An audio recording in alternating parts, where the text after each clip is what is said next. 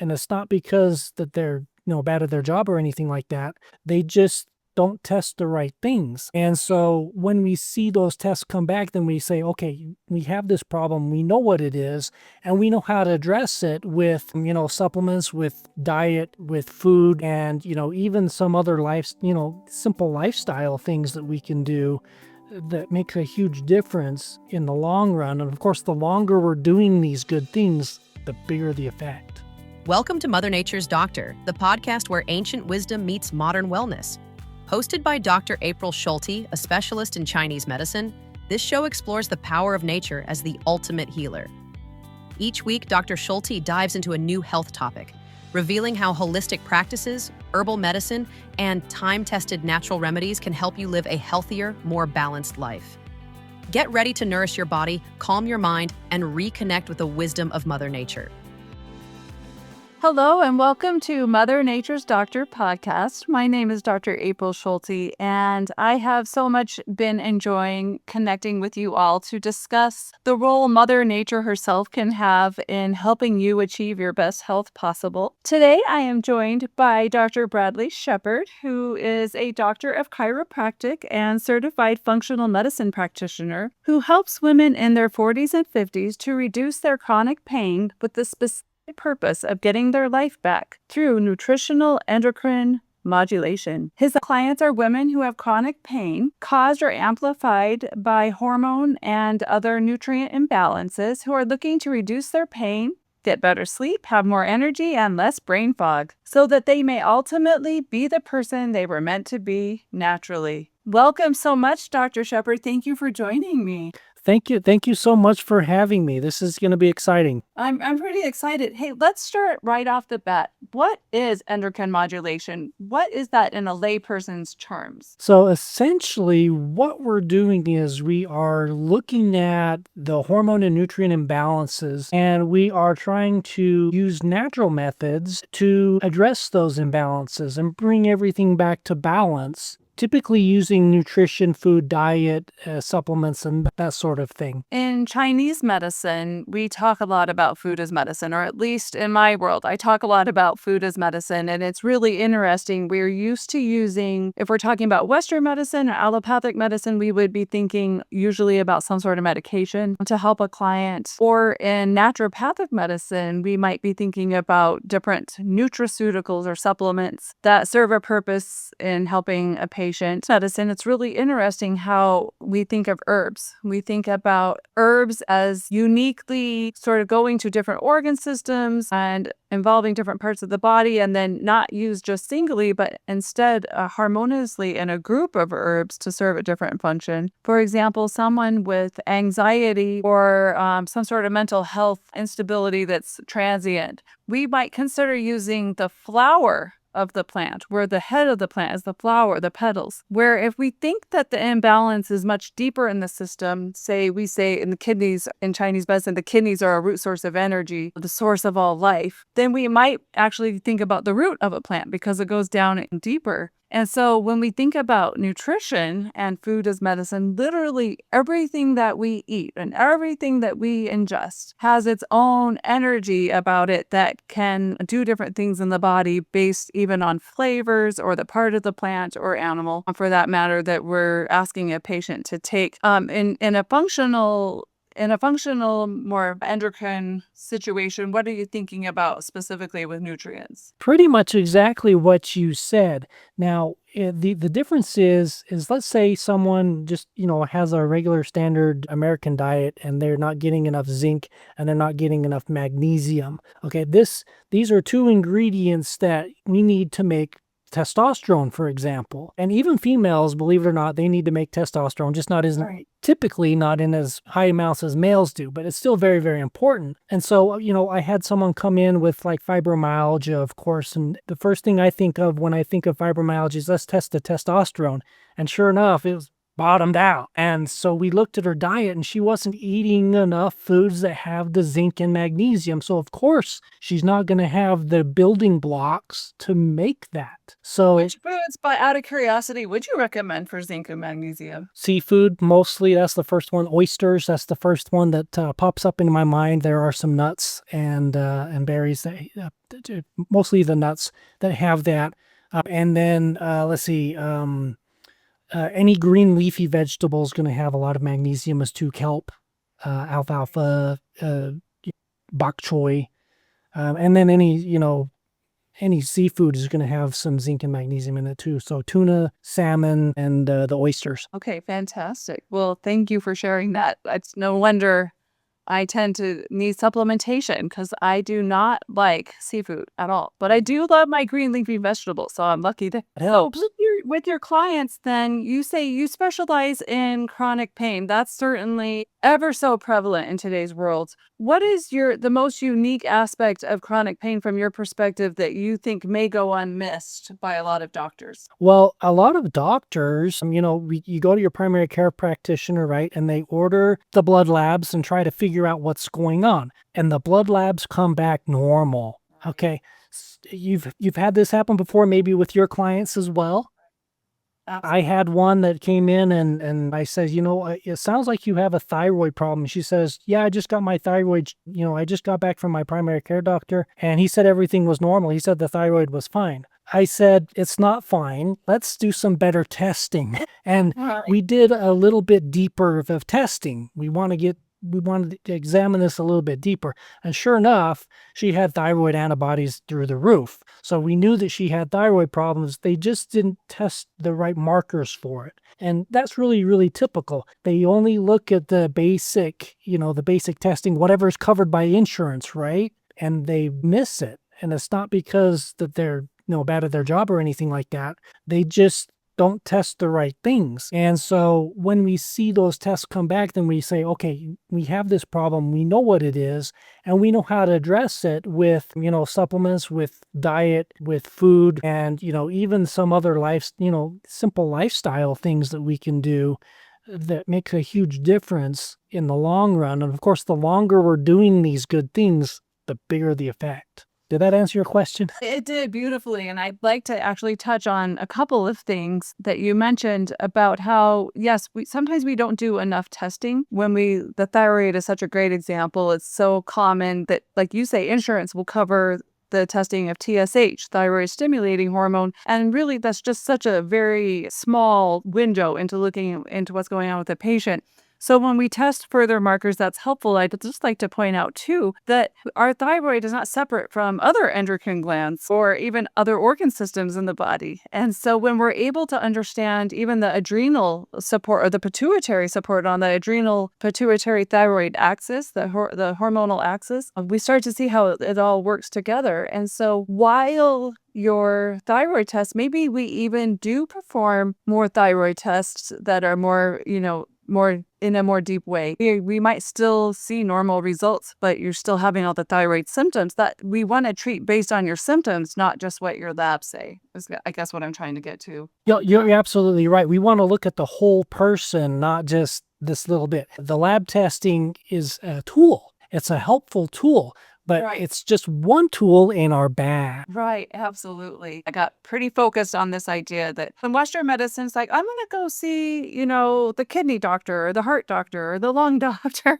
It's like, well, you know what? It actually all is connected. So it's really hard to separate out those organs. And that's one thing I appreciate about what we call functional medicine. How does that relate to chronic pain then with your patients? What are you noticing with chronic pain specifically? So I was a chiropractor, so that's why most people come in to see me, is because they're in pain. And especially a lot of the women, at least 60% of my clientele were women. And so I would see these conditions like frozen shoulder or that shoulder pain with that hip or the pelvic pain. And, I would do my regular adjustments and they wouldn't respond. Like, I know I'm doing everything right. So there was something else going on. And so once I discovered the functional medicine and learned how to actually test more than just what we learned in chiropractic school. That opened up a whole new world for me. So what I've noticed is that whenever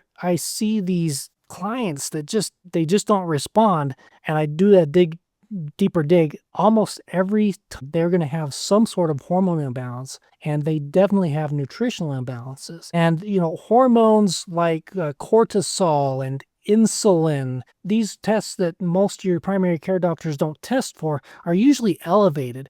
And with that comes a lot of inflammation, and inflammation hurts. It hurts, and it's the driver of all disease, is how it Yes.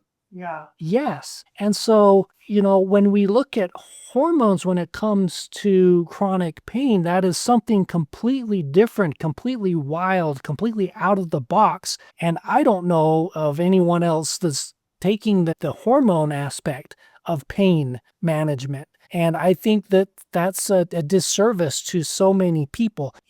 Typically they go and they get put on medications, or they get injections, or they go through physical therapy, or even chiropractic care, which can be helpful in the short term. But what about the long term? What are some of the most prevalent contributing factors to hormonal dysregulation in your estimation?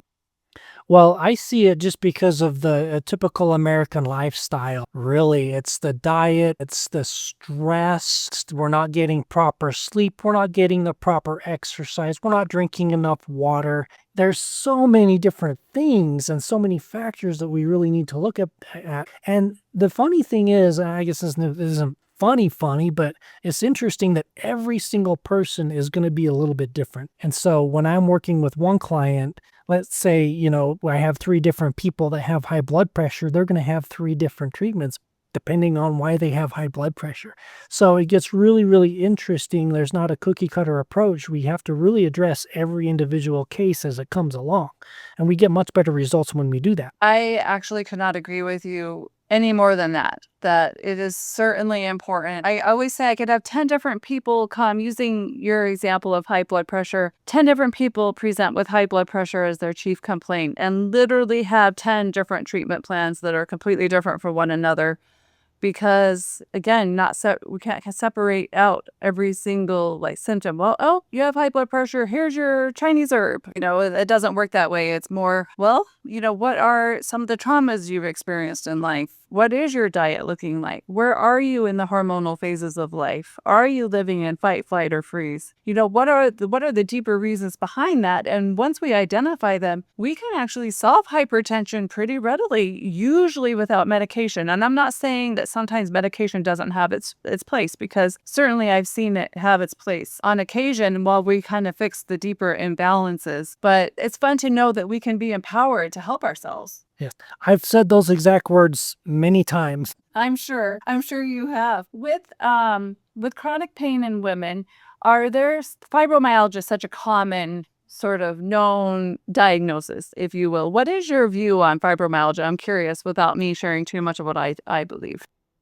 Well, it's certainly a problem, and it affects a lot of people, mostly women. And like I said before, a lot of times there's that testosterone, deficiency in these. And so I think that with fibromyalgia, I don't think it's enough to just give the diagnosis and let it be. I want to dig a little bit deeper to figure out, okay, why are we having fibromyalgia in the first place? And what can we do to really address the underlying problem? I think that's where the power of the functional medicine comes in, is getting to that underlying cause and addressing the root cause, and not just saying, okay, you've got fibromyalgia, good luck out there. Right. In Chinese medicine, we break things down a lot into whether the symptom or the disease is rooted in what we call deficiency or rooted in what we call an excess. And for me, fibromyalgia tends to be more deficiency, where it's literally like the body's starving. It's really like pulling from everywhere it can. The gas tank is empty. We're at the point of, eating our own gas tank just to have energy. And so it kind of can bring us back to, but also, how else can we fill up our gas tank? What can we do for ourselves spiritually, mentally, emotionally, nutritionally? What's missing in our lives that we can sort of fill in those gaps? Well, I know that you're going to resonate with this, as a traditional Chinese medicine practitioner. I studied a little bit myself while I was in school too, enough to get my 100 hours acupuncture certificate and pass the boards, right? And it's a balance. It's balance. Are we getting enough sleep? Are we playing enough? Are we getting enough me time? That's a big one that especially women neglect themselves. First of all, they're the last person to take care of themselves. And I think it should be the opposite. You've got to take care of yourself first, and then you can take care of everybody else, right? And so you've got to be making, we've got to get the proper amount of sleep. We can't get too much sleep. We've got to eat the right foods, but not too much food. We've got to drink enough water, but not too much water. We've got to have enough fun, but not too much fun. So Everything in moderation. yes, Everything in moderation, even moderation. I like that saying. yes. Absolutely. All righty. So And there's lots of different strategies that we can use to, you mentioned meditation and prayer and, I like yoga and Tai Chi, these sorts of movement exercises along with the deep breathing and, the mental focus. All of these things are really, really good things. sometimes it's overwhelming for any of us to choose a course of action to regain our health. But especially if we're really tired or we're really drawn out or living in chronic pain can be so debilitating, it's overwhelming to think about a whole program of things to do. And so I find it's helpful to sort of start with like baby steps, literally inch by inch, it's a cinch, yard by yard, it's too hard. What are some very beginning initial steps that you would recommend people to even sometimes just get enough energy to call someone like you or myself? Just some beginning steps to take to even find the energy to reach out for help. Yeah, that's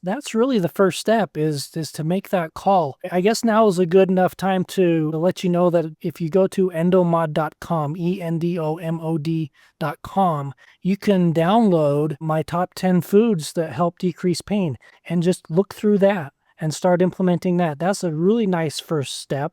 And then, of course, if you need help, definitely reach out to somebody. I don't care who it is. Reach out to somebody, Right. a health coach, a healthcare provider, somebody. It doesn't matter who to get you on that right track. You want to make sure that you find someone that you trust and someone that will listen to you and not just say, oh, it's all in your head. I can't tell you how many of my clients have gone to their doctor and they say, yeah, my doctor just thinks it's all in my head. And they just need to be listened to. So find someone that will listen, and that's a great first step. Absolutely. I love that advice. Thank you so much. And sometimes even just taking a few deep breaths to create space in the nervous system. When our nervous system is so tied up in tension, it is so challenging to find any space for healing at all. So just taking some deep breaths alone can be helpful. Do that, then check out can you state that website one more time? Endomod, ENDOOD. Okay. That's short for endocrine modulation, but And, Endomod. it might be challenging to get all 10 foods in, but start with one. And Start with one. Yeah. I know in the past when I felt just terrible, sometimes I don't even want to go for a walk, right? But when I do get outside and I take one step and I think, well, that's one step that I got in that I would not have gotten in the fresh air if I didn't make the effort. And before you know it, one step turns to 10 and 10 turns to 100. And maybe for that day, that was enough. But that 100 steps will eventually turn into 10,000. It's just literally a step-by-step process. Yeah. It reminds me of the book Make Your Bed, if you've ever Oh, read I'm that gonna have to book. write that or- one down. Yeah, Yeah. make your bed. No, I've heard of that because if you make your bed, it kind of sets the tone for the day, right? Yeah. And You've already accomplished just for the something. day. Yeah, you did it. Pat yourself on the back. Yeah. Absolutely. That's an important thing. Do you have any closing thoughts for our audience? I'd like to share a story, if I might, of Absolutely. one of my favorite clients came into me. She just looked exhausted. She had multiple autoimmune diseases, and her doctors were, she'd been to, endocrinologists and specialists, and no one could figure out what was going on. So of course, I did my standard testing, and we sure found those hormone and nutritional imbalances. We put her on a program, and I was with her every step of the way. And slowly but surely, you started to see the light come back into her eyes. She started smiling a little bit more. You started to see that pep in her step. And I think the last time I spoke with her, she said to me, "I'm the fun grandma again." And that is what is possible when you get the right help. And so I would just encourage your audience, listeners, if anyone is struggling, please get the right help. Start with the top 10 foods and start with that, join Facebook groups, whatever it is, to get that help and to turn your life around and, be the fun grandma again. I can feel you light up sharing that story, and it just tells me that your heart is certainly in the right place as a healer. And so thankful for you and for joining me on Mother Nature's Doctor podcast. Would like my listeners to know that you can reach Dr. Shepard yourself at drbshepard.com, and we'll look forward to hearing any feedback that you might have for us. In the meantime, do step outside, do check out the website, take some deep breaths, and know that your health is in your hands. Thank you.